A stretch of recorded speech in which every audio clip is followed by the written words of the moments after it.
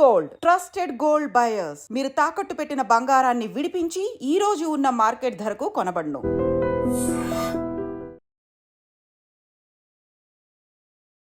శ్రీ గరుడ అయోధ్య మందిర్ చూస్తున్నారుగా, విశాఖ అందాల సాగర తీరం.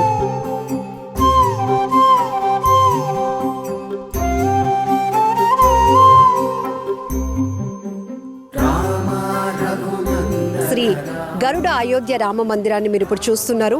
అసలు విశాఖలో ఆధ్యాత్మికతను మరింతగా పెంపొందించాలి, జై శ్రీరామ్ నినాదం మారుమ్రోగాలనే కాన్సెప్ట్తో ఇక్కడ ఈ నమూనా ఆలయం అయితే రూపుదిద్దుకుంటోంది.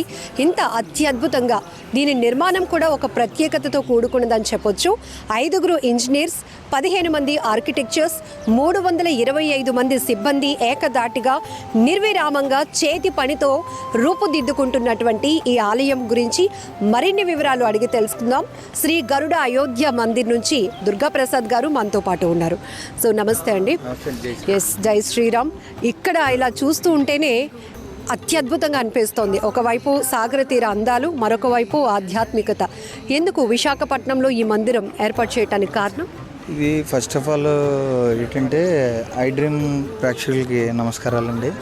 ఇది ఇక్కడికి రాముల వారిని తీసుకురావడానికి గల కారణం ఏంటంటే, ముందు ఫస్ట్ ఆఫ్ ఆల్ మేము ఇక్కడ వైజాగ్లో ప్రాజెక్ట్ చేసే ముందు మేము ప్రయాగ్రాజ్లో చేస్తున్నామండి. ప్రయాగ్రాజ్లో చేసిన తర్వాత మాకు అక్కడ వచ్చిన భక్తజనానికి కానీ, కుంభమేళకు వచ్చిన భక్తుల దగ్గర నుంచి మాకు వచ్చిన ప్రశంసలు కానీ అన్ని రకాలుగానే మాకు చాలా ఆనందదాయకం అనిపించిందండి. ఇంకొకటి ఏంటంటే, ఇంకొక ముఖ్యమైన విషయం ఏంటంటే, మాకు ఇక్కడ అయోధ్య రామ మందిరాన్ని మన తెలుగోడిగా ఉండి మన తెలుగోళ్ళతనంలో రామతత్వాన్ని ఇంకా పెంపొందించాలనే ఒక కోరికతో ఇతర రాష్ట్రాల్లో ఉండే దానికంటే కూడా మన తెలుగు రాష్ట్రాల్లో ఇంకా ఎక్కువగా రామతత్వం ఉందని అందరికీ తెలియజేయాలనే ముఖ్య ఉద్దేశంతో మన వైజాగ్లో మేము పెట్టాలని నిర్ణయించుకుని మనం వైజాగ్ తీసుకొచ్చామండి.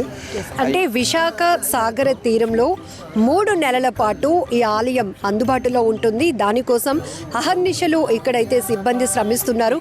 అసలు ఈ మంచి కాన్సెప్ట్ ఒక తెలుగు వాళ్ళగా, అది కూడా విశాఖపట్నానికి మన అయోధ్య మందిర్ని తీసుకురావాలనేటటువంటి ఒక గొప్ప ఆలోచన ఏ కంపెనీ చేపడుతుంది? ఈ యొక్క ఆలోచన అనేది నా ఒక్కడిది కాదండి, నా వెనకాల కూడా చాలామంది ఉన్నారండి. దానికి ఒక గరుడ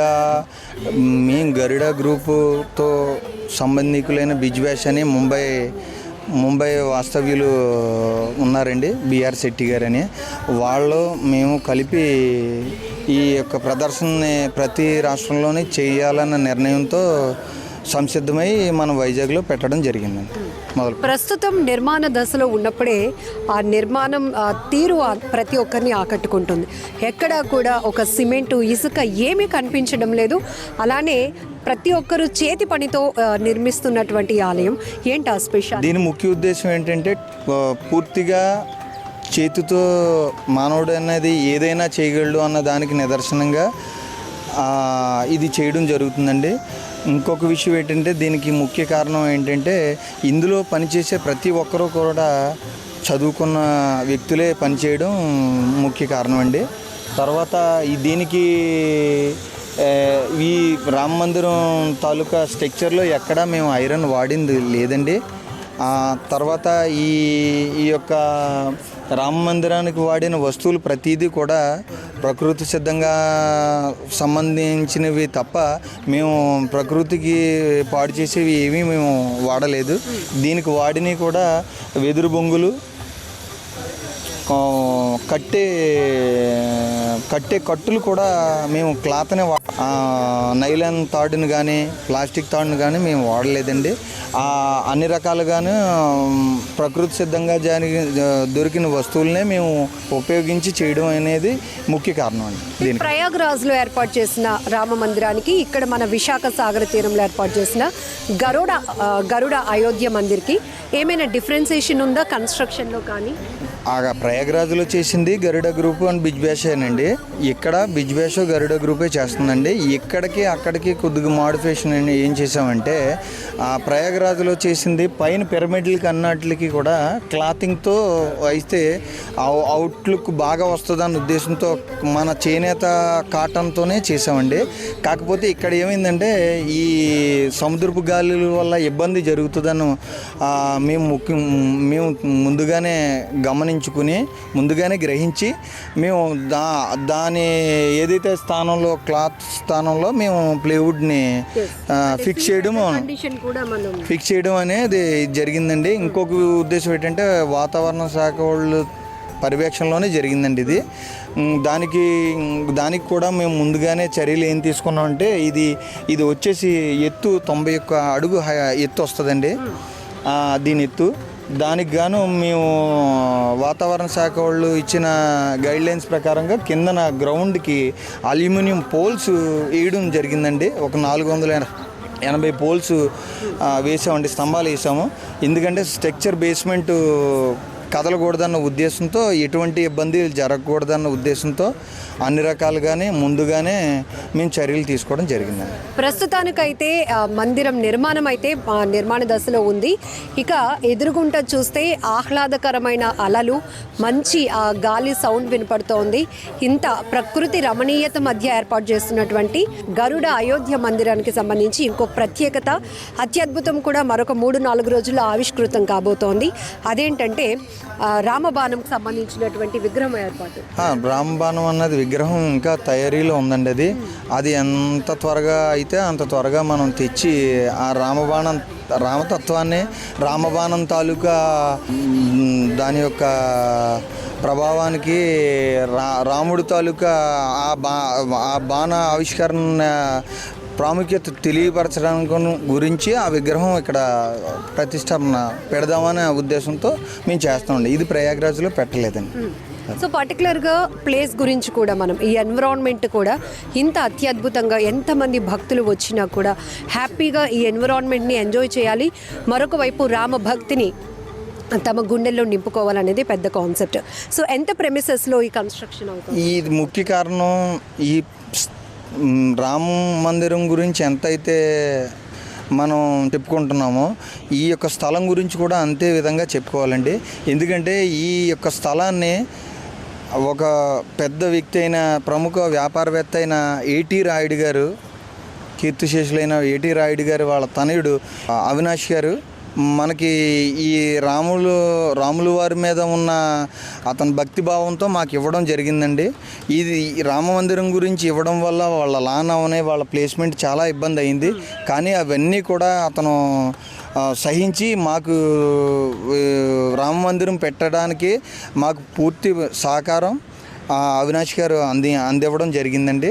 దానికైతే మట్టుకు మాకు చాలా ఆనందదాయకం అండి. మనకి ఇంత ప్రదర్శన జరగడానికి ఈ పనివారు ఎంతైతే కష్టపడుతున్నారో వాళ్ళందరినీ గుర్తించి ముందుగానే ఈ గుడిని పెట్టడం వల్ల ఎంత భక్త జనం వస్తారన్న దానికి గాను ఈ చుట్టూ కూడా వచ్చిన వాళ్ళు వెళ్ళడానికి ఎటువంటి ఇబ్బంది లేకుండా ఆ అవినాష్ గారు ముందు జాగ్రత్తగా ముందు చర్యలు తీసుకుని వాళ్ళకి మాకు అంత సహకారం అందించారండి ప్లేస్ పరంగా అయితే. సో ప్రయాగ్రాజ్ తర్వాత ప్రజల కోరిక అండ్ మీ యొక్క అభిప్రాయం, ఆలోచన మన విశాఖలో ఏర్పాటు చేయాలని ముఖ్య కారణం అండి. ప్రయాగ్రాజ్లో జరిగిన తర్వాత మన తెలుగు వాళ్ళు అన్నది ఇప్పుడు బయట ఇతర రాష్ట్రాలే జై శ్రీరామ్ అని అంటుంటే మన తెలుగు రాష్ట్రాల్లో ఉన్న ప్రతి గ్రామాల్లోనే రామాలయం లేని ఊరంటూ ఎక్కడ ఉండదు మనకి.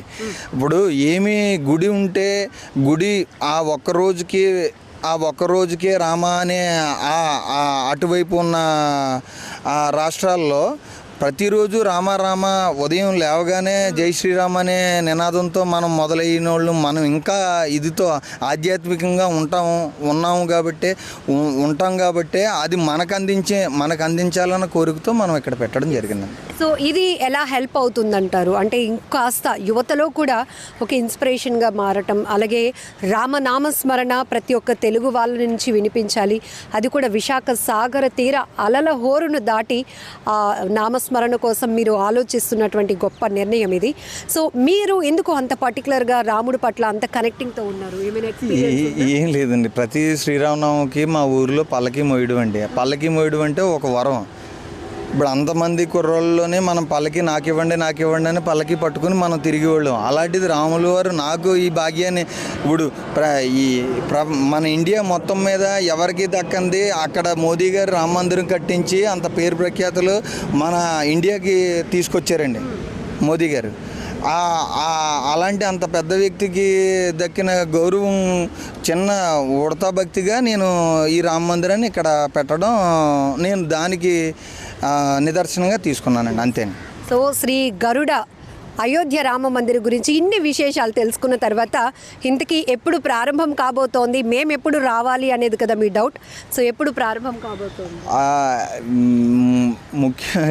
ఇప్పుడు దాకా మేము కూడా సందిగ్ధంలో ఉన్నామండి. ఇప్పుడు మనం యుద్ధం జరుగుతూ ఉన్నది, పాకిస్తాన్తో యుద్ధం జరుగుతూ ఉన్నది. ఈ గడియల్లో మనం పెట్టి ఇక్కడ మొదలు పెట్టడం వల్ల భక్తులు రావడం వల్ల ఈ ఇబ్బంది ఏమన్నా జరుగుతుందేమో అని ఈ రెడ్ అలర్ట్లో మన వైజాగ్ ఉండడం వల్ల మేము దానికి గాను మాకు అయ్యే ఖర్చులు, మాకు అయ్యే దానివల్ల బాధలు, ఇబ్బందులు బోల్డ్ చాలా ఉన్నాయి.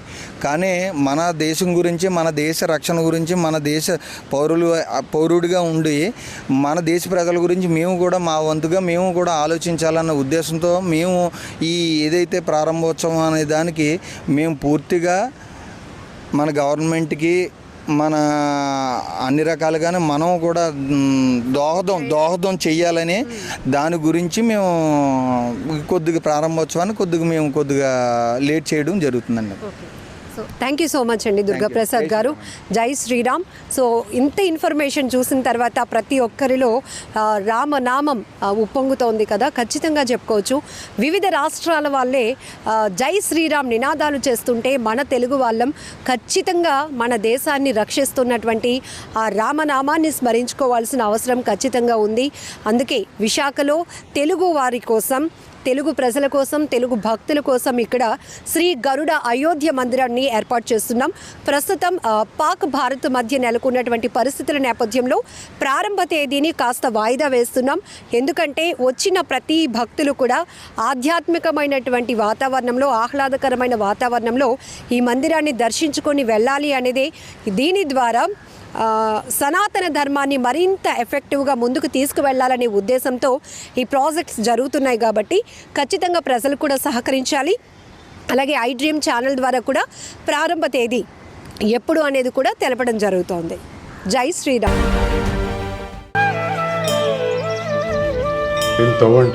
తవ్వుతూనే శివలింగం సరే దాన్ని అట్లా కప్పేసేయండి, చూపించదండి.